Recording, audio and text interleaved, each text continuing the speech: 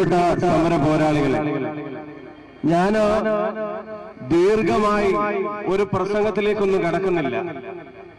പ്രതിപക്ഷ നേതാവിന് ഒരു ഉറപ്പ് ഈ കോഴിക്കോട്ടെ കളക്ടറേറ്റിന്റെ മുന്നിൽ നിന്ന് കൊടുക്കാൻ ആഗ്രഹിക്കുകയാണ്. 57 EMS, 66 EMS, 67 EMS, 77 EMS എന്നൊക്കെ പറഞ്ഞവർക്ക് അന്ന് കൊടുത്ത തിരിച്ചടി, അതിനെ സംബന്ധിച്ച് പ്രതിപക്ഷ നേതാവ് ഇവിടെ പറഞ്ഞു.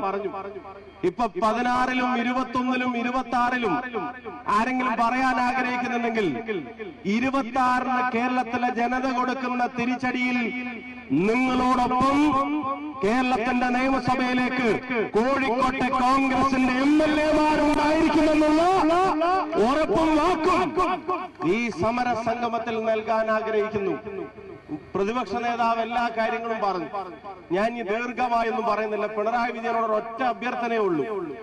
ആ കുടുംബത്തോടുള്ള താല്പര്യത്തിന്റെ 10-1 ഈ കേരളത്തോടും ഉണ്ടാവണേ എന്നുള്ള അഭ്യർത്ഥന. ഇനി അത് വേണ്ട, അത് കുടുംബമാണെന്ന് വിചാരിക്കാം. കുടുംബത്തോടുള്ള താല്പര്യത്തിന്റെ 10-1 ഇല്ലെങ്കിൽ വേണ്ട. ചുരുങ്ങിയത് നരേന്ദ്രമോദിയോടുള്ള താല്പര്യത്തിന്റെ 10-1 കേരളത്തിനോട് ഉണ്ടാവണേ എന്നുള്ളതാണ് ഞങ്ങളുടെ അഭ്യർത്ഥന. അദ്ദേഹം ഈ കാര്യങ്ങൾ വിശദീകരിച്ചല്ലോ. എന്താ കോഴിക്കോട്ടെ മെഡിക്കൽ കോളേജിൽ നിന്ന് കഴിഞ്ഞ ദിവസം മുഴുവൻ കേൾക്കുന്ന വാർത്ത? ഇന്നലെ രാത്രി 2 മണിക്ക് ആളുകൾ ഫോണിൽ വിളിക്കുക. അവിടെ ചെല്ലുന്ന ആളുകൾക്കുള്ള ആശങ്ക, തുടർച്ചയായി അവിടെ തീപിടുത്തമുണ്ടാകുന്നത്, രോഗികളെ ഒഴിപ്പിക്കേണ്ടി വരുന്നത്, അതിന്റെ ഭാഗമായി ആളുകൾ മരിക്കുന്നത്. എന്തിനധികം ഒരൊറ്റ പോയിന്റ് മാത്രം പറഞ്ഞിട്ട് ഞാൻ നിർത്താം. 102 ആളുകളാണ് കഴിഞ്ഞ 1 വർഷത്തിനുള്ളിൽ കേരളത്തിൽ വിഷബാധ ഏറ്റു മരിച്ചത്. പ്രസിഡന്റ്, 102 ആളുകൾ. അതിൽ 20 പേർ പ്രതിരോധ കുത്തിവെപ്പ് നടത്തിയവർ. മലപ്പുറത്തും പത്തനംതിട്ടയിലും കൊല്ലത്തുമായി 7ഉം 5ഉം 3ഉം വയസ്സുള്ള 3 കുട്ടികൾ ഉൾപ്പെടെ മരിച്ചുവെന്നാണ് പറയുന്നത്. കേരളത്തിന്റെ ആരോഗ്യ വകുപ്പിനെ അനാരോഗ്യ വകുപ്പാക്കി മാറ്റിയ ആളുകൾ, കേരളത്തിന്റെ ആരോഗ്യമന്ത്രി അനാരോഗ്യ വകുപ്പ് മന്ത്രിയായി മാറിയിരിക്കുന്നു എന്നുള്ളത് ഇവിടുന്ന് ജനങ്ങള് നിലവിളിച്ചു പറയേണ്ടി വരിക. കുത്തിവെപ്പ് നടത്തിയിട്ടും കുട്ടികൾ ഉൾപ്പെടെ മരിച്ചു വീഴുക. എന്തൊരവസ്ഥയാണെന്ന് ആലോചിക്കണം. ഒരു ആർജവുമില്ല, ഇച്ഛാശക്തിയില്ല, നാട്ടിലെ ജനങ്ങളോട് താല്പര്യമില്ല. ആശാ വർക്കർമാരുടെ ഉൾപ്പെടെയുള്ള കാര്യങ്ങൾ ഇവിടെ പറഞ്ഞു. എന്നിട്ട് എല്ലാം കഴിഞ്ഞിട്ട് നമ്മൾ തുടങ്ങി വെച്ച പ്രൊജക്ടിന്റെ മുനീർ സാഹിബൊക്കെ പറഞ്ഞതുപോലെ പ്രസവം എടുക്കാൻ വന്ന ഡോക്ടർ കുട്ടിയുടെ അച്ഛനാവാൻ നോക്കുന്നത് പോലെ ചില ഏർപ്പാടുകൾ കൊണ്ട് ഇറങ്ങിയിരിക്കുക. വിഴിഞ്ഞത്തിന്റെ കാര്യം അതവിടെ സൂചിപ്പിച്ചു. അതിനകത്ത് ഒരു കാര്യം ശ്രദ്ധിക്കണം. നിങ്ങൾ ഒരു കാര്യം ശ്രദ്ധിക്കണം.